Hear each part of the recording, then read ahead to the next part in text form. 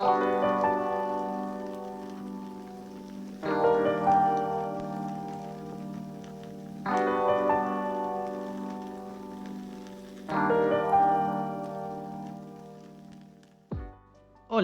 en el presente video hablaremos acerca del nacimiento del mundo moderno.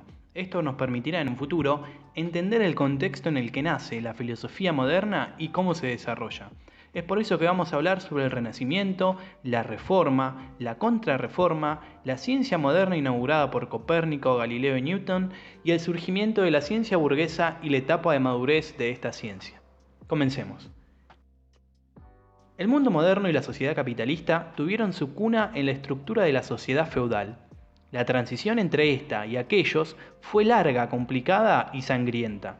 La aparición de las grandes ciudades-estados comerciales en el norte de Italia en los siglos XIV y XV, así como el auge de una clase mercantil, culta, política y laica, puso en marcha el proceso. La corrupción de la Iglesia, los horrores de la Inquisición y los comienzos de los movimientos nacionalistas se combinaron para socavar la síntesis católica, llevando primero al interludio que conocemos como Renacimiento y luego a la Reforma y la Contrarreforma. Con la Edad Media murió el espíritu de la filosofía escolástica y su lugar lo ocupó un nuevo sentido de la indagación crítica, que se remontaba directamente a los griegos.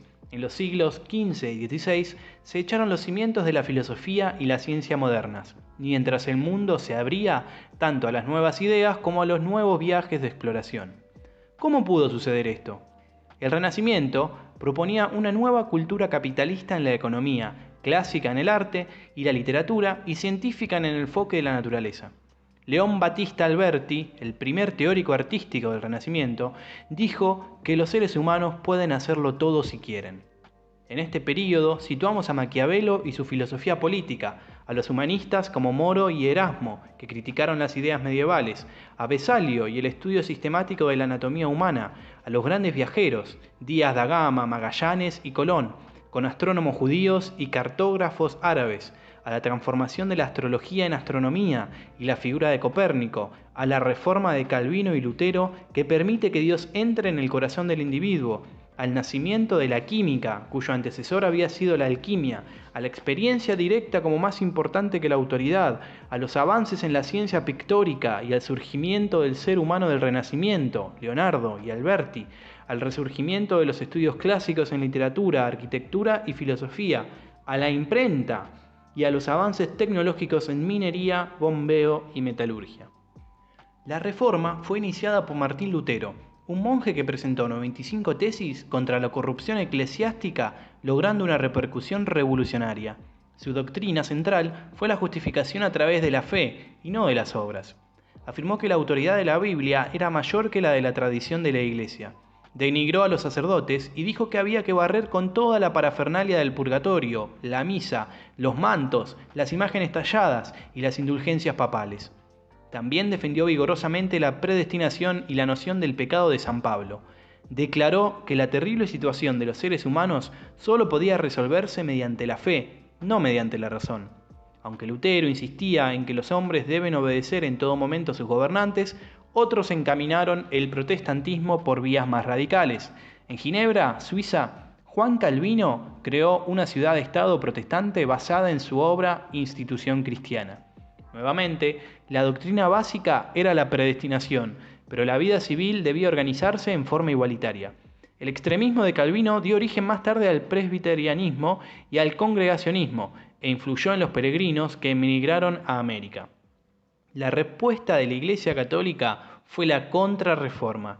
La Iglesia se autorreformó en parte y contraatacó al protestantismo creando nuevas órdenes, en especial la de los jesuitas. En el Concilio de Trento fue reformada la doctrina y se reinstauró la disciplina.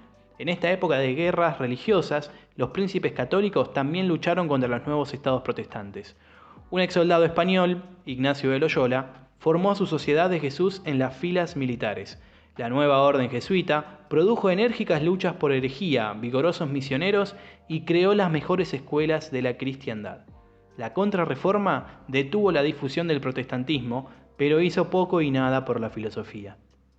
La ciencia siempre estuvo ligada, de uno u otro modo, a la filosofía, y los avances del pensamiento científico en el siglo XVII fueron el inicio del mundo moderno y de la filosofía moderna. Si bien el centro de la cultura y el saber seguía siendo Italia, el nuevo centro económico de Europa se desplazó a Holanda, Inglaterra y el norte de Francia, donde los fabricantes y mercaderes estaban ligados con la expansión de las rutas marítimas. Se creó el horno para fundir el hierro y las minas de carbón llegaron a mayores profundidades. Mejoró espectacularmente la tecnología de navegación, artillería, hidráulica y bombeo. Apareció una nueva raza, la de los inventores, y tras ellos los primeros filósofos experimentales o científicos. Copérnico hizo trizas la cosmovisión estática medieval al declarar que la Tierra giraba alrededor del Sol. Como filósofo, lo nuevo de su forma de pensar fue que trató de verificar su teoría mediante la observación. Galileo Galilei estableció las bases de la teoría del movimiento y mediante el nuevo telescopio confirmó la teoría de Copérnico. Otros grandes descubrimientos fueron los de Johannes Kepler y las órbitas elípticas de los planetas, William Gilbert y el mundo como un imán, y William Harvey y la circulación de la sangre. Dos grandes descubrimientos, que fue muy arduo alcanzar, el de la rotación de los planetas y el de la circulación de la sangre, se hicieron en 1642, el año en que murió Galileo y nació Newton. El cuadro clásico del mundo que había pintado Aristóteles se esfumó. Utilizando su nueva herramienta matemática, el cálculo infinitesimal, Isaac Newton vinculó la mecánica de Galileo, las leyes planetarias de Kepler y la teoría de Gilbert sobre la atracción de los cuerpos, estableciendo un gran esquema universal. Unas simples ecuaciones ligaban los movimientos de los cuerpos celestes más remotos con la caída de una manzana en la Tierra.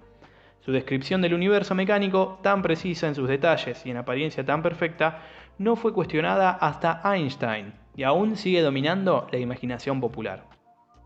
Otras figuras importantes en el ámbito científico de aquel momento fueron Robert Boyle, que retomando el atomismo de Demócrito, estableció los principios básicos de los gases; Robert Hooke, gran experimentador práctico, que fue la mano y los ojos de la Royal Society, la nueva institución dirigida a los filósofos de la naturaleza; y Leeuwenhoek, que en la óptica hizo notables avances con el microscopio, descubriendo el mundo minúsculo de las bacterias y espermatozoides.